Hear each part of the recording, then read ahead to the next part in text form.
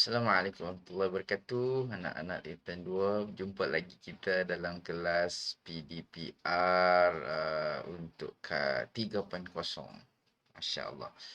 Okey, kita sambung lagi tajuk hari ini iaitu reka bentuk industri, tajuk yang ketujuh. Okey, apa yang kita nak tahu dalam reka bentuk industri ini untuk tingkatan 2 lah. Reka bentuk industri merujuk kepada produk yang direka untuk keperluan tertentu dengan tujuan menjadikan kehidupan manusia itu lebih selesa, mudah dan terancang. Okey, yang ini cikgu nak cuba dedahkan kamu kalau boleh tu kamu nak mereka sesuatu produk ah, untuk apa tu? Untuk apa? Iaitu kita nak cipta satu produk dari manusia untuk manusia ni untuk apa? Supaya kita akan lebih selesa guna produk tu, lebih mudah guna produk tu dan lebih terancang. Okey, pernahkah anda berfikir tentang produk atau barangan di sekeliling anda yang telah direka cipta pada suatu masa dahulu? Uh, Fikirkan tentang bentuk, saiz, bahan, struktur dan kemasannya. Bagaimanakah produk itu direka dan berfungsi? Mengapakah reka bentuknya sedemikian rupa? Perlukah anda mereka bentuknya semula? Ini persoalan-persoalan ni untuk orang-orang yang nak mereka, kita kena createkan soalan. Uh, Pereka bentuk industri ni kita nak reka untuk apa, kita nak apa fungsi yang kurang, apa fungsi yang boleh ditambah baik, apa banyaklah persoalan-persoalan bila kita nak mereka bentuk produk ni. Produk, okey. Produk yang untuk tingkatan 2 ni kamu akan belajar produk uh, reka bentuk produk, reka bentuk perabot, reka bentuk industri ni automotif. Masya Allah. Kamu kira untunglah dapat belajar orang kata apa? Uh, Tiga perkara ni, tiga bidang reka bentuk itu sendirilah. Kita tengok lukisan reka bentuk ni, industri ni pun dia ada sedikit kelainan dengan lukisan yang kita belajar biasa ataupun catatan yang kita belajar biasalah. Yang ini lukisan yang kita nak bentangkan idea kita. Kita nak ceritakan idea kita. Nampak tak? Nampak? Ini nampak macam motor ataupun basikal mainan saja kan. Tapi bila kita kaitkan dengan mencipta reka bentuk produk, industri ataupun reka bentuk industri ni, dia ada cara melukis dia, bentuk 3D dia, cara lakaran dia dan sebagainya. Okey, kita tengok ni juga beg. Beg macam beg masa depan juga ni kan. Mungkin beg sekolah kamu lah ni. Okey. Okey, kata kunci seni, kreativiti dan revolusi. Okey. Kamu nak cipta sesuatu mestilah kena kreatif, mestilah kena inovatif. Okey. Kita tengok ni kasut. Smart Okey, kita tengok sejarah dulu. Kita menyingkap sejarah. Macam jejak Rasul pula. Okey, sejarah perkembangan reka bentuk industri. Perkembangan reka bentuk industri berlaku sejajar dengan perkembangan revolusi perindustrian. Okey, perkembangan revolusi perindustrian.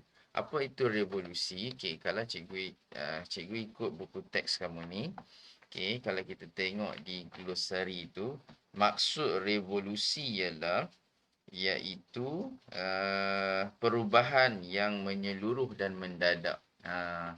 Ini kita panggil perubahan dari segi reka bentuk itu sendirilah kan.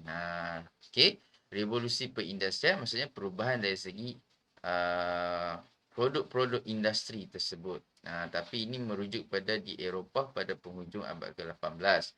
Okey, semasa revolusi ini banyak ciptaan-ciptaan baharu yang telah dihasilkan dalam pelbagai bidang seperti pengangkutan, komunikasi, pertanian dan perusahaan. Okay, kita tengok ni ini telefon zaman dululah. Siapa yang mula-mula cipta telefon kan? Kereta api, Kemudian apa lagi ni, mesin cetak ke kalau tak salah cikgu tu lah. Okey, so kita boleh tengok daripada satu zaman ke perubahan satu zaman tu akan berubah juga produk tu sendirilah. Kita tengok ni kereta yang pertama kita. Perkembangan reka bentuk industri di Malaysia, industri lah, cuma cikgu selesa industri tu kan. Okey, di Malaysia dapat dikesan dengan pengenalan kursus reka bentuk industri pada tahun 1967 di Institut Teknologi MARA yang dikenali sekarang ni UiTM, Fakulti Kejuruteraan Mekanikal Universiti Teknologi Malaysia pula UTM. Okey, pula memperkenalkan bidang reka bentuk industri pada tahun 1980-an. Produk terkenal hasil reka bentuk industri di Malaysia ialah kereta Proton Saga yang dilancarkan pada tahun 1985. Sejak itu, bidang seni reka industri terus berkembang maju. Penubuhan Majlis Reka Bentuk Malaysia menunjukkan kepentingan industri ini sejajar dengan perkembangan teknologi pada masa kini. Okey. Kalau kita tengok kat sini kan, kita berbanggalah sebab kita boleh menghasilkan kereta kita sendiri. Untuk pengetahuan kamu lah, kalau kita nak cipta satu benda macam contohnya kereta ni, kita kena ada engineer kita yang hebat, kita kena ada kilang yang hebat, kita kena ada designer yang hebat. Ini produk kereta kita yang pertama lah. Banyak lagi negara-negara maju yang masih lagi orang kata apa, yang belum ada kereta sendiri lagi. Tapi kereta kita di Malaysia ni, alhamdulillah kita dah ada satu produk yang diberi jenama Proton. Okey. Ini Proton Saga. Okey, prinsip reka bentuk industri pula. Okey, reka bentuk industri merupakan bidang yang terlibat dalam penghasilan produk melalui proses reka bentuk dan pengeluaran. Ya, kita akan mengkaji 3 bidang reka bentuk industri yang tajuk ini. Okey, seperti cikgu sebut tadi, reka bentuk produk, reka bentuk perabot dan reka bentuk automotif. Apa benda 3 perkara ni, 3 bidang ni? Okey, produk apa dia? Produk ialah merangkumi perkakasan domestik. Domestik ni apa yang kita guna dalam rumah kita, di tempat kita tu lah. Okey, aksesori, peralatan elektrik dan sebagainya. Produk dengan reka bentuk yang menarik, baik dan berfungsi akan menjadi pilihan pengguna selain daripada faktor harga. Kita tengok ni ya. Ni apa ni? Iron ke? Iron setrika kan, setrika steam. Kemudian yang ini apa lagi ni? Cikgu tak pasti apa, blender ke apa tu? Jam. Itu produk-produk domestik lah. Okey. Dan okey, perabot. Reka bentuk perabot meliputi rekaan perabot kontemporari dan moden seperti reka bentuk meja, kerusi, katil, kabinet, rak dan almari. Reka bentuk perabot yang baik akan menyumbang ke arah pengurangan kos bahan dan penjimatan ruang. Apa-apa kita nak reka hasilkan produk ni, produk perabot. Okey, kita kena fikirkan perkara yang samalah. Harga, okey, ruang. Sebab kita boleh cipta macam-macam tapi orang tak boleh beli pun, kita akan rugi juga. Orang tak beli, orang tak boleh gunalah kita punya produk kita. Okey. Ini pengenalan dululah. Okey, reka bentuk automotif. Automotif ni apa? Kenderaan. Reka bentuk automotif melibatkan reka bentuk styling dan konsep kenderaan darat, udara dan laut seperti motosikal, kereta, jet, kapal laut dan perabot. Kalau kamu minat nak cipta kereta, kenderaan-kenderaan ni, kamu boleh belajar melanjutkan pelajaran dalam reka bentuk automotif. Penampilan reka bentuk automotif yang menarik akan menampakkan kehebatan produk kerana ia sebahagian pada reka bentuk. Penyesuaian produk dengan keadaan fizikal dan mental pengguna juga diambil kira sebagai faktor kemanusiaan dan ergonomi. Okey, apa dia ergonomi pula? Apa itu faktor kemanusiaan? Nanti kita belajar. Okey, gabungan teknologi mampu menunjukkan kreativiti dan imajinasi mereka. Okey, apa-apa pun perkataan kreativiti tu kalau cikgu rujuk dalam buku kamu ni, apa maksud kreativiti? Okey, apa benda mesti kena kreatif. Kamu nak belajar kena kreatif. Kena nak buat nota kena kreatif kan. Apa maksud kreativiti? Kemampuan mencipta. Kemampuan mencipta dengan daya kreatif. Okey. Kita uh, kita masuk peranan dan fungsi. Okey, peranan reka bentuk industri sangatlah penting kerana faktor reka bentuk berkait rapat dengan fungsi produk bagi memenuhi keselesaan dan keperluan harian manusia.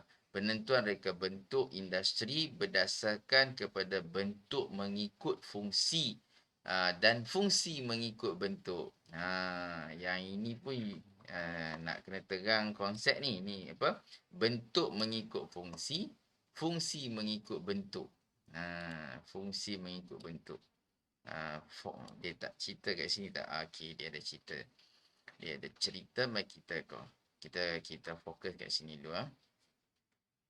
Okey, bentuk mengikut fungsi. Reka bentuk lebih memberi tumpuan kepada aspek fungsi tanpa menekankan aspek estetik, ergonomi dan kesesuaian reka bentuk produk. Okey, cikgu perkenalkanlah sedikit apa maksud ergonomi.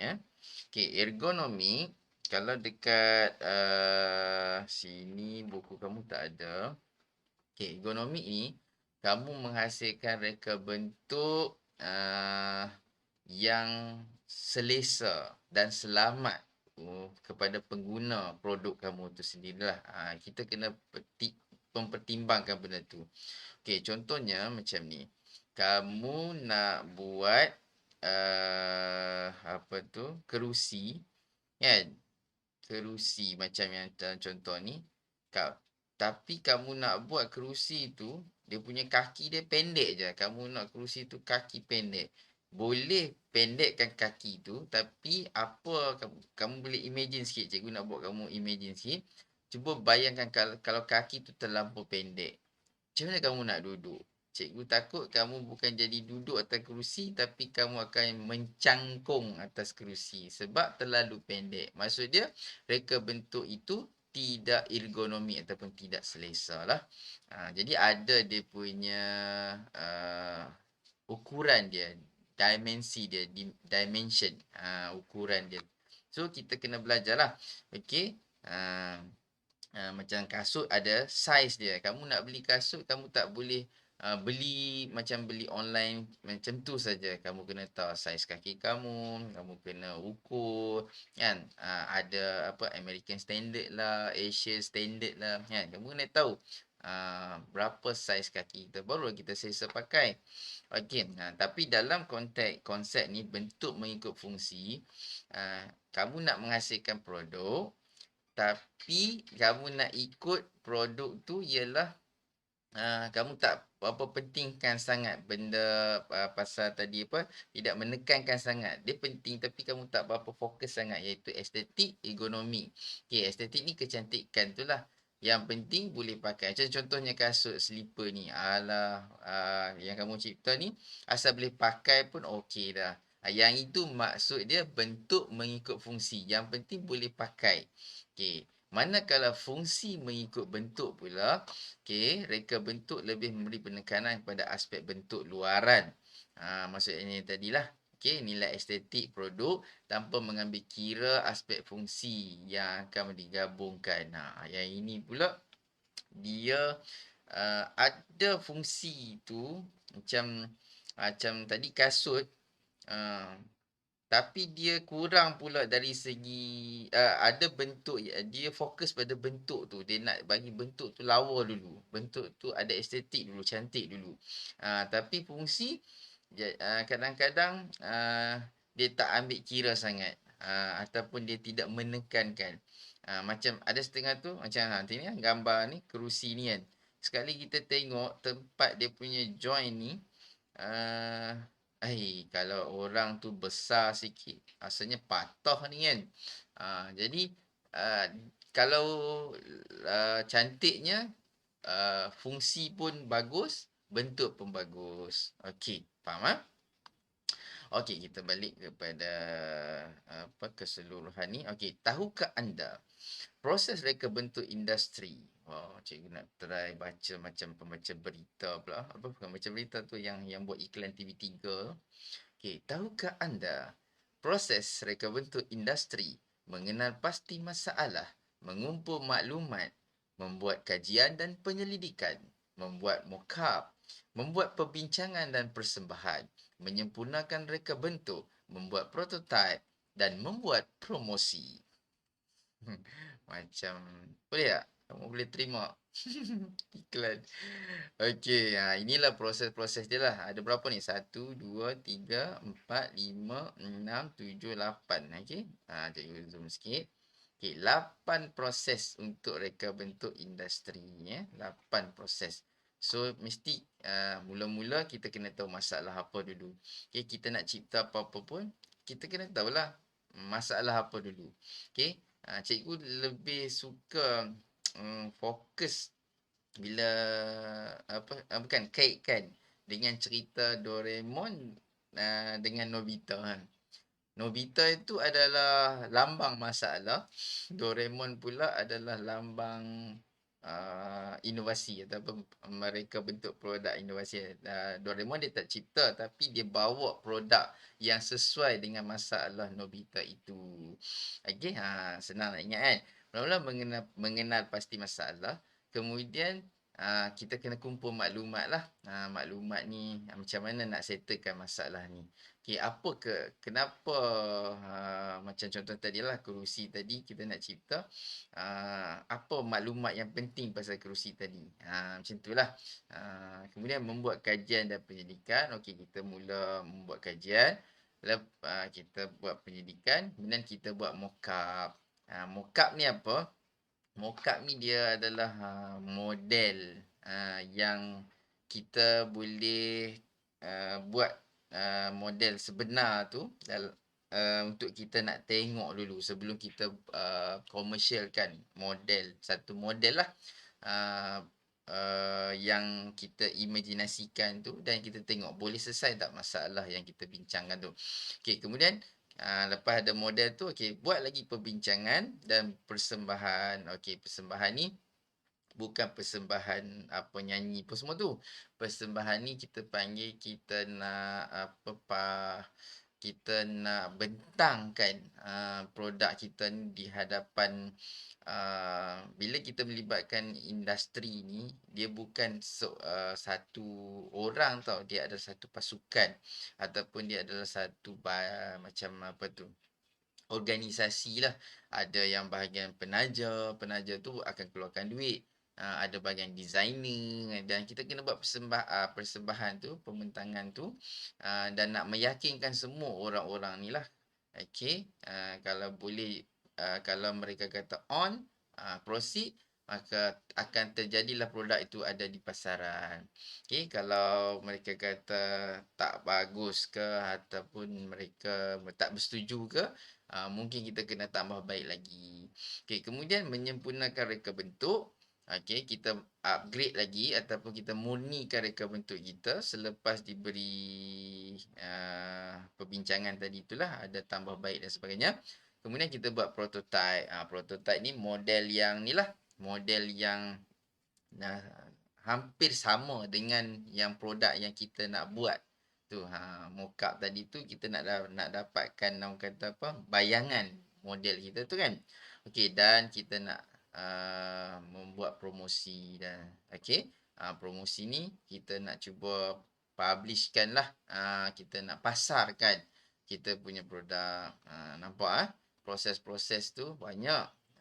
Bukan orang kata apa, bukan produk yang hebat-hebat ni bukan datang macam tu sajalah kan. Itu sebab kalau kita tengok kereta apa, kereta-kereta luar lah, Lamborghini dan sebagainya tu kan, dia punya harga dia, ayo, kita boleh apa beli rumah beberapa biji. Okey. Okey, reka bentuk industri juga berperanan dalam membangunkan ekonomi negara. pelbagai sektor diwujudkan melalui reka bentuk industri yang mampu memangkin menjana ekonomi negara. Banyak peluang pekerjaan mampu ditawarkan dalam bidang ini. Okey, pekerjaan-pekerjaan ni kamu akan belajar di tingkatan 3 nantilah. Apa career dalam reka bentuk industri, bukan saja pereka, macam-macam lagi. Okey, prinsip dan elemen pula kita masuk sikit. Prinsip dan elemen reka bentuk. Prinsip reka bentuk industri merupakan satu gambaran tentang cara kita mengamati, memproses maklumat visual, menghasilkan idea dan imej dalam bentuk 2D. Prinsip ini membantu mereka menggunakan elemen dan menjadikan imej visual yang lebih menarik. Elemen reka bentuk pula ialah elemen asas seni reka. Okey, ini kita belajar di tingkatan 1 lah. Garisan, rupa, bentuk, jalinan, warna, ruang. Okey, kemudian ada prinsip-prinsip, ada 7. Okey, harmoni, ke apa tu? Kamu ingat lagi tak cerita Aku dan Dia kan? Apa dia?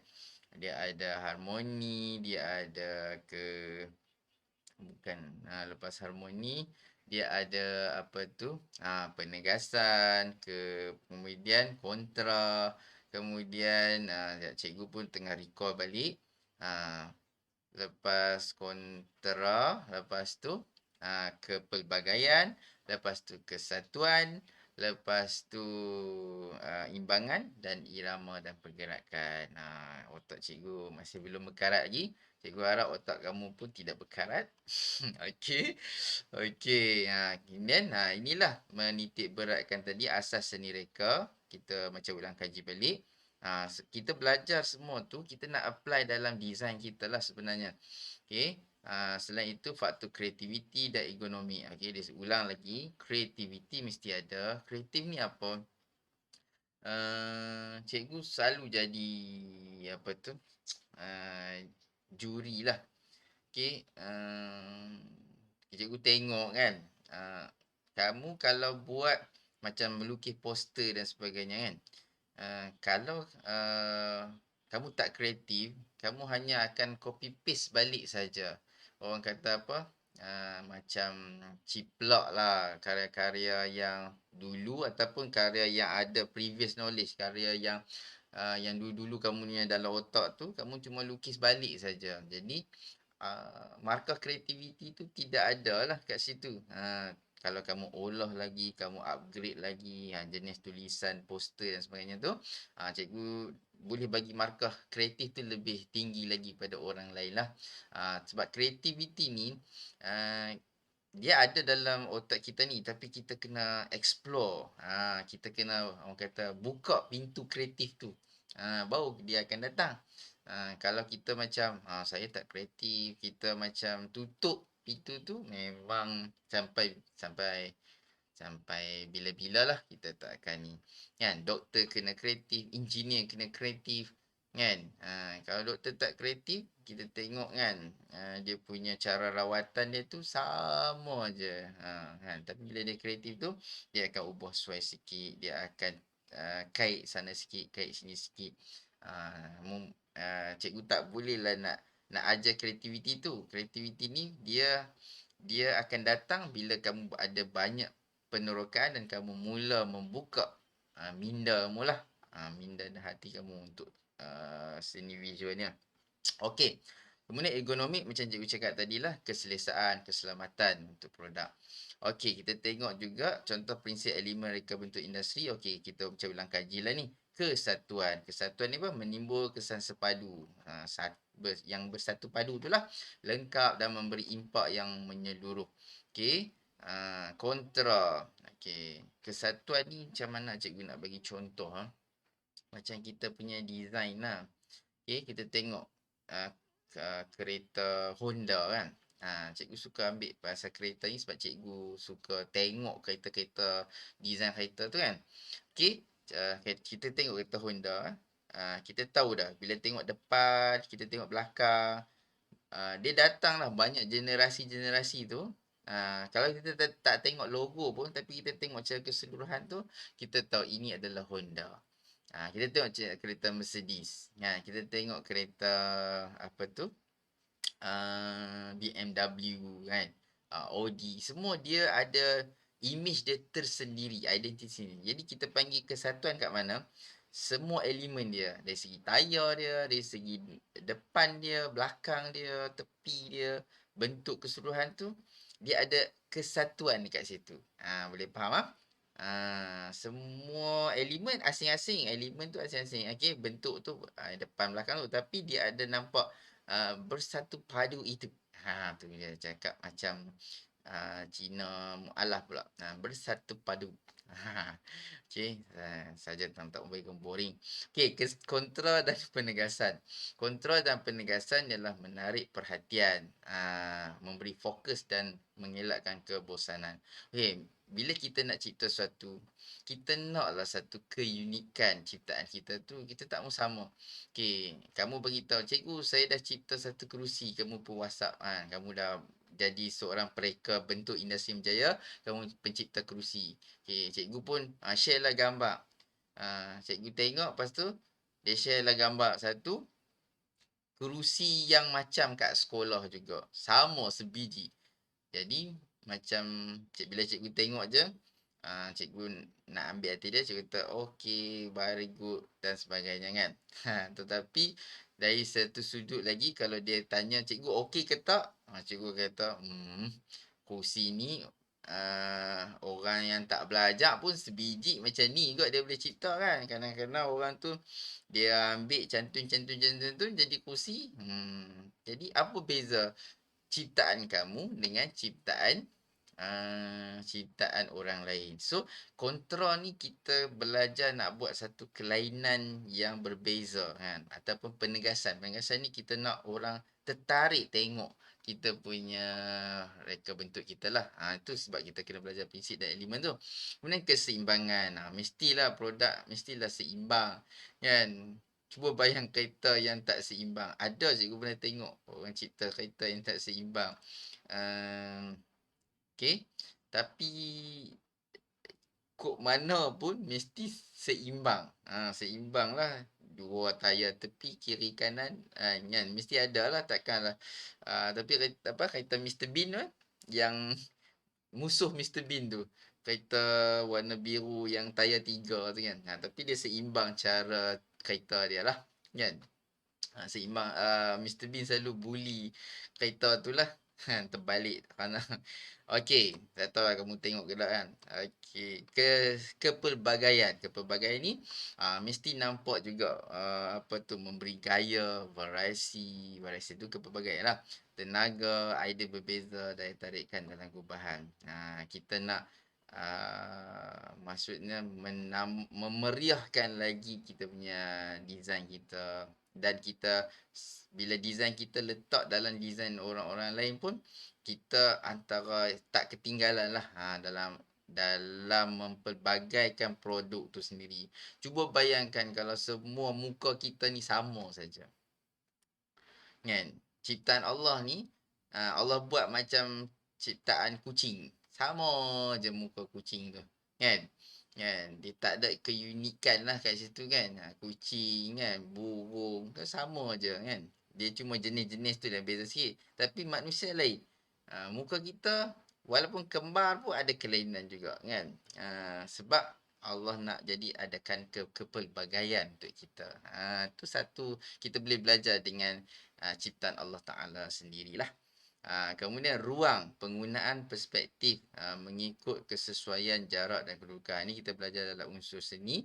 Okey, ruang. Okey, ada kita nak yang ini cikgu rasa ni ada kaitan dengan perabot juga, ada kaitan dengan kalau kita nak kereta, ruang dalam, ruang bonet kan. Selalu kita beli kereta, kadang-kadang kita tak check pun seat belakang tu kan. Seat belakang tu selalu sempit. Tambah kalau kereta-kereta sport tu memang macam tak bagi kita ada anak lah kan. Naik depan 2 je, belakang tak muat lah. Kalau anak pun saiz-saiz kecil boleh lah Bila dah besar tak boleh nak etal. So kita kena pertimbangkan benda-benda tu dalam mereka bentuk lah. Ini cikgu bagi secara umum. Okey, ekonomi tadi baru nak masuk sikit. Ekonomi adalah satu disiplin mengenai kebolehan, hak dan ciri-ciri manusia yang berkaitan dengan reka bentuk. Okey, ekonomi memainkan peranan yang penting dalam penghasilan produk. Okey, ni baru dia bagi tahu ni digunakan secara efisien dan efektif. Aspek-aspek yang diperlu dalam ekonomi itulah keselamatan, keselesaan, kesesuaian. Okey, tiga term tu tiga istilah: keselamatan, keselesaan, kesesuaian. Nak cipta apa-apa, ingat tiga benda tu lah. Okey. Kemudahan dalam penjagaan dan pembaik pulih serta ketahanan yang perlu dipertimbangkan dalam penghasilan sesuatu produk. Ketahanan. Okey, cikgu pernah duduk ada satu kursi tu, nampak cantik. Cikgu duduk-duduk, pum jatuh. Kursi tu rapat ke lantai, kaki pun bertabur atau kan.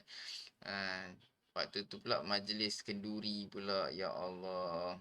Tak tahu macam mana nak cover, malu. Tapi orang lain tak gelakkan cikgu lah. Tapi cikgu nampaklah mereka cuba menghormati cikgu, menahan gelak tu kan. Tapi malu tu tak tahu nak cerita lah. So tak ergonomik lah kerusi tu kan.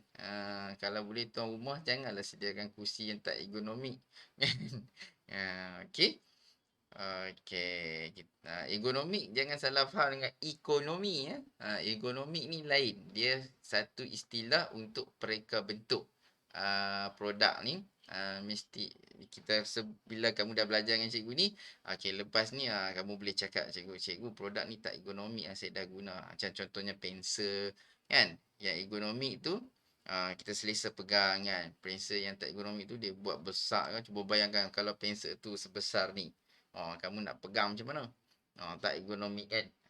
So, lepas ni, belajarlah guna istilah ni dengan baik. Okey, objektif ergonomik meningkatkan tak keberkesanan, kecekapan kerja atau sebarang aktiviti yang dilaksanakan seperti mengurangkan kesalahan, meningkatkan produktiviti dan memudahkan kerja. Okey, satu fungsi, satu objektif, meningkatkan nilai-nilai kemanusiaan yang positif seperti keselamatan, keselesaan, kualiti kerja, mengurangkan kepenatan dan tekanan. Betul. Okey, kalau kamu macam contohnya bantal kan. Kita tengok bantal ni orang design macam-macam.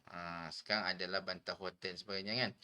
Tapi sebenarnya bantal yang baik ialah bantal yang bila kita letak kepala tu dia support leher kita. Dia tak bagi leher kita ni bekerja keras. Kan? Ada setengah-setengah bantal tu kita main beli je sebelum ni kan. Lepas ni jangan main beli je. Kita check dulu kan kelembutan dia. Ada yang terlampau lembut. Baring-baringnya atas bantal tu terus rasa lantai. Terlampau lembut pun tak sesuai juga, tak ergonomik juga. Okey. Okey. So, kelebihan ergonomi kita baca sikit. Tahukah anda kelebihan ergonomi? Nak baca macam pemberi apa tu? Pengiklan dalam TV tu. Tahukah anda kelebihan ergonomi ialah meningkatkan keberkesanan kerja, meningkatkan kualiti, meningkatkan keselamatan di tempat kerja, meningkatkan kesihatan dan meningkatkan keselesaan. Tahu? Apa? Keberkesanan, kualiti, keselamatan, kesihatan dan keselesaan. Yang macam mana nak bagi kamu ingat? Ingat perkataan-perkataan berkesan, ingat perkataan kualiti, keberkesanan K, kualiti pun K, keselamatan pun K, 3 ada K, kesihatan pun K, keselesaan pun K. Ada 5 K yang kamu kena tahu kelebihan ergonomi. Okey, boleh faham Alhamdulillah. Kalau boleh faham, ini dah masuk aktiviti dah, tak apa. Okey, yang ini untuk kamu nak apa tu? Pengukuhan saja. Okey, yang eksplorasi ni tak apa. Nanti kita buat bila kita ada masa di kelas yang lain, insya-Allah. Bukan hari inilah. Hari ini untuk kamu kita panggil persepsi, kita lebih tahulah. Ni cikgu suka tunjuk contoh. Ini produk simple je. Produk ni kita nak hasilkan bekas ni lah apa? projek dia ialah menghasilkan, jap, apa tu dia punya tu, produk seni, okey, menzahirkan ni, jap, dia tak ada apa-apakah. Macam bekas serbaguna lah kot. Cuma inspirasi dia daripada buah capsicum, lada benggala tu. Okey. Tapi kita convertkan jadi bekas lah. Tapi bukan ambil buah tu. Cuma inspirasi daripada bekas tu. Nampak? Nak cipta satu kelainan tu bukan senang lah. Bekas banyak dah. Kedai RM2 penuh bekas-bekas. Beli je RM2 kan. Ini kita nak cipta bekas yang special, yang ada sentuhan kita sendirilah. Kita sebagai pereka bentuk industri atau produk ni, kalau boleh kita kena ada itulah ciri-ciri sentuhan tersendiri. Ya. Okey. Yang ini kita buat bentangan. Okey, kita pergi kepada rumusan hari ini. Dah habis dah, Alhamdulillah. Okey, apa yang kamu belajar hari ini ialah sejarah reka bentuk industri. Okay, cikgu baca sikit dia punya poin-poin pendek dia. Kesan revolusi perindustrian di Eropah. Kursus reka bentuk industri diperkenalkan di UiTM. Produk terkenal ialah Proton Saga, penubuhan Majlis Reka Bentuk Malaysia. Okey, bidang reka bentuk, bidang ada 3, reka bentuk produk, reka bentuk perabot, reka bentuk automotif.